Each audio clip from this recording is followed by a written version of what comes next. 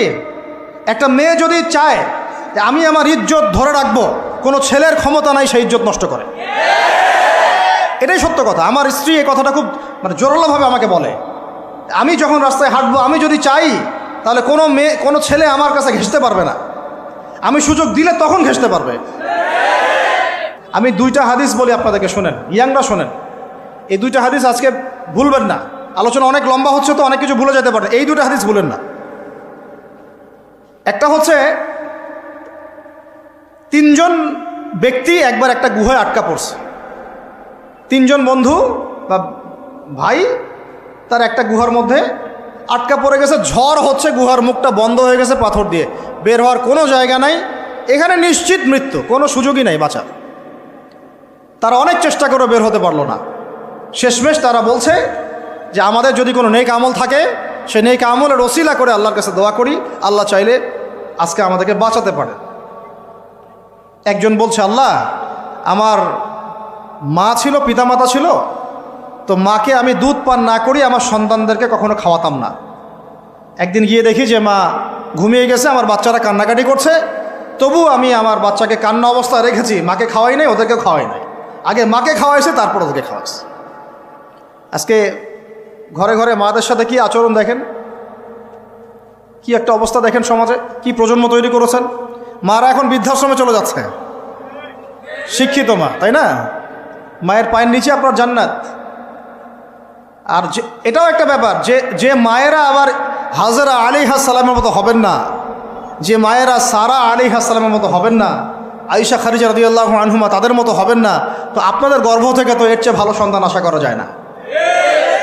সমস্যা সব দিকেই আছে না? তো এই দোয়া করার সাথে সাথে একটু সরে গেল, আল্লাহর পক্ষ থেকে এই পাথরটা একটু সরে গেল, সুবহানাল্লাহ। কিন্তু বের হওয়ার জন্য এনাফ না। এরপরে আরেকজন দোয়া করছে যে আল্লাহ, আমার একজন কর্মচারী ছিল, টাকা পাইতো আমার কাছে কিছু, তো সে একদিন বেতন না নিয়ে চলে গেছে, টাকাটা দিয়ে আমি কিছু পশু কিনেছি, মানে গবাদি পশু। এই গবাদি পশু 2টা থেকে 4টা, 4টা থেকে 8টা হতে হতে অনেকগুলো হয়েছে। একদিন অনেক দিন পর সে আসছে, এসে বলছে আমার টাকা দাও। সে বলছে যে এই সবগুলো পশু তোমার, নিয়ে যাও। তুমি কি ইয়ার্কি ফাজলামি করতেছো আমার সাথে? আমার টাকা আমাকে দাও। না, ইয়ার্কি ফাজলামি করতেছি না, এটা তোমার টাকা দিয়ে কেনা ছিল, সবগুলো বংশবৃদ্ধি হতে হতে আজকে এই অবস্থা হচ্ছে। তো আল্লাহ, তোমার সন্তুষ্টির জন্য যদি এই কাজ করে থাকি, আল্লাহ আজকে আমাকে এই বিপদ থেকে বাঁচাও। পাহাড়ের মুখ থেকে পাথরটা একটু সরে গেল, বের হওয়ার জন্য যথেষ্ট না। তৃতীয় ব্যক্তি, আমি এইটাই বলতে যাচ্ছিলাম, ইয়াংরা শোনেন ভালো করে। তৃতীয় ব্যক্তি সেজদায় পড়ে আল্লাহকে বলছে, হাত তুলে আল্লাহকে বলছে, আল্লাহ, আমার একজন খুব সুন্দরী চাচাতো বোন ছিল, কাজিন, আমি তাকে পাইতে চাইতাম। বুঝেন না, পাইতে চাইতাম মানে কি? তাকে পেতে চাইতাম, অফার করতাম, সে রাজি হয় না। একদিন সে বলল যে 100 স্বর্ণমুদ্রা দিতে পারলে আমি রাজি, 100 স্বর্ণমুদ্রা দিতে পারলে আমি রাজি। এখন তো এদেরকে স্বর্ণমুদ্রাও দেওয়া লাগে না, এমনিই রাজি নাকি? জেনা করার জন্য কি এমনিই রাজি? খালি একটু আসলে সত্যি কথা বলতে কি একটা মেয়ে যদি চায় যে আমি আমার ইজ্জত ধরে রাখবো, কোনো ছেলের ক্ষমতা নাই সেই ইজ্জত নষ্ট করে। এটাই সত্য কথা। আমার স্ত্রী এই কথাটা খুব জোরালোভাবে আমাকে বলে, আমি যখন রাস্তায় হাঁটবো, আমি যদি চাই তাহলে কোনো ছেলে আমার কাছে ঘেঁষতে পারবে না, আমি সুযোগ দিলে তখন ঘেঁষতে পারবে। একটা মেয়ে যদি চায় যে একটা ছেলে আমার সাথে ইটিস পিটিস করুক, সে ছেলে করবেই করবে। একটা মেয়ে যদি চায় যে একটা ছেলে আমার পর্যন্ত আসতে পারবে না, আমি আমার ব্যক্তিত্ব গায়রত বজায় রাখবো, আমি ডিস্টেন্স মেনটেন করবো, আমি কোনো সুযোগ দিব না, ছেলে সুযোগ পাবে না কখনো। এত সহজ না।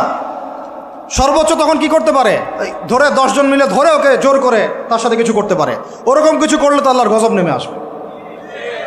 ওই যে সারা আলাইহিস সালামকে তুলে নিয়ে গিয়েছিলেন একটা বাদশা, মনে নেই আপনাদের?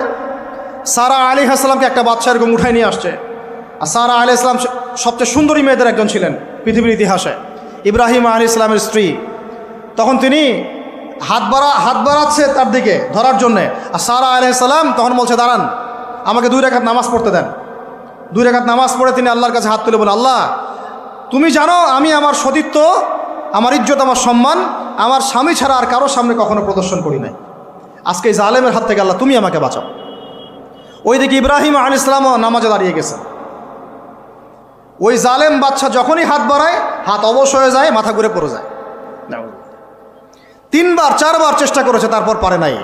শেষে বলেছে, তোমরা আমার কাছে কাকে নিয়ে আসছো, নিয়ে যাও এটা আমার সামনে থেকে। পরে উল্টা হাজারা আলাইহিস সালামকে হাদিয়া সহ দিয়ে পাঠিয়ে দিয়েছে। একটা মেয়ে চাইলে তার ইজ্জত সম্মান এভাবে রক্ষা করতে পারে। তোমরা জেনায় ছেলেরা লিপ্ত করেছে কারণ তোমরা চেয়েছো বলেই করতে পারছো।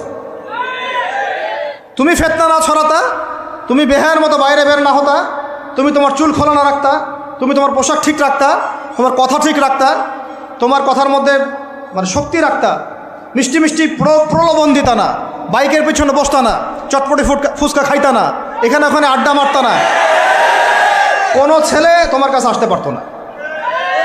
তোমরা এই কাজ করেছো, ছেলে আসতে পেরেছে। আপনারা তো কিছু হইলে ছেলেদেরকেই দোষ দেন। ছেলেরা তো এমনি আকর্ষিত হবেই। আমি একজন ছেলে হিসেবে বলতেছি এটা না তো বিষয়টা। একটা ছেলের ফিতরত এটা যে তার কাছে সবচেয়ে সুন্দর মনে হবে একটা মেয়েকে। এটা একটা ছেলের ফিতরত, স্বভাব ধর্ম, এটা চুম্বকের মতো আকর্ষণ করবে।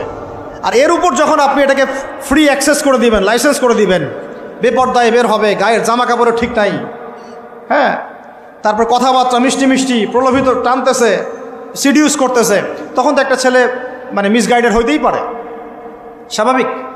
ছেলেরও দোষ আছে, কিন্তু অবশ্যই এখানে মেয়েরও দোষ আছে।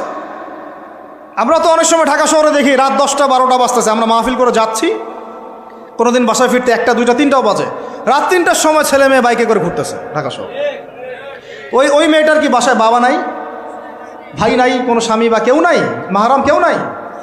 তো আমরা সুযোগ দিচ্ছি বলেই তো আমাদের ঘর পর্যন্ত ঢুকতে পারছে। সবার আগে মেয়েদেরকে শক্ত হইতে হবে। আর মেয়ের বাবা যারা, আমি তো নিজেও মেয়ের বাবা, আমরা বাচ্চাদের সাথে সময় কাটাই আর ভাবি যা কী যে হবে ভবিষ্যতে আল্লাহ ভালো জানেন।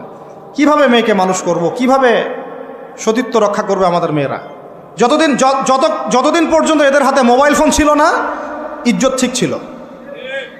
মোবাইল ফোনটা যখনই ঢুকেছে ইজ্জত নষ্ট হয়ে গেছে বহু মেয়ের। আমি এরকম জানি, বলতে চাচ্ছি না। যাই হোক, ওই জায়গায় আসেন, ওই ছেলেটা তখন 100 স্বর্ণমুদ্রা অর্জন করেছে, কষ্ট করে আর্ন করেছে। যে আপনাদেরকে বলে যে নিজের পায়ে দাঁড়াও, তারপরে তোমার সাথে রাজি। সে অনেক কষ্ট করে 100 স্বর্ণমুদ্রা অর্জন করে মেয়ের কাছে গিয়েছে, চাচাতো বোনকে বলেছে যে স্বর্ণমুদ্রা নাও, এখন বলো তুমি রাজি না। সে মেয়ে বলছে হ্যাঁ ঠিক আছে।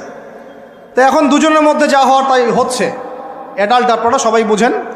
কিন্তু এখন মূল যে কাজটা, স্বামী স্ত্রীর যে মূল মিলন, এই মিলনটা করার জন্যে সেই ছেলেটা বসছে। হাদিসের মধ্যে আসছে এভাবে, 2 পায়ের মাঝখানে বসে পড়ছে ছেলেটা, এখনই জাস্ট শুরু করবে। তখন ওই মেয়েটা বলে উঠছে যে হে আল্লাহর বান্দা, আল্লাহকে ভয় করো, আমি আমার সতীত্ব কখনো নষ্ট করি নাই, তুমি আল্লাহকে ভয় করো। এই কথাটা যখনই বলছে তখন ওই ছেলের মনের মধ্যে এমনভাবে একটা রিয়াকশন জন্ম নিয়েছে, আল্লাহর পক্ষ থেকে এমন একটা নূর আর হেদায়েত চলে আসছে, ওই অবস্থা থেকে ছেলেটা উঠে চলে গেছে এবং স্বর্ণমুদ্রাও দিয়ে দিচ্ছে যে স্বর্ণমুদ্রাও আমার দরকার নেই, যা। এবার সেই গুহার মধ্যে বন্দি অবস্থায় আল্লাহর কাছে হাত তুলে দোয়া করতেছে, আল্লাহ তুমি যদি জানো ওই কাজটা আমি তোমার সন্তুষ্টির জন্য করেছিলাম, আজকে আমাকে এই সাক্ষাৎ এই মৌতের হাত থেকে বাঁচাও। সাথে সাথে এই পাথর সরে গেছে। এই হাদিসটা আমি এই কারণে বললাম, যদি আমি জেনা থেকে বেঁচে থাকতে পারি, ইনশাআল্লাহ তাআলা আল্লাহ পাক সাক্ষাৎ মৃত্যুর মতো এই আযাব থেকেও, বিপদ থেকেও আল্লাহ বাঁচাতে পারেন।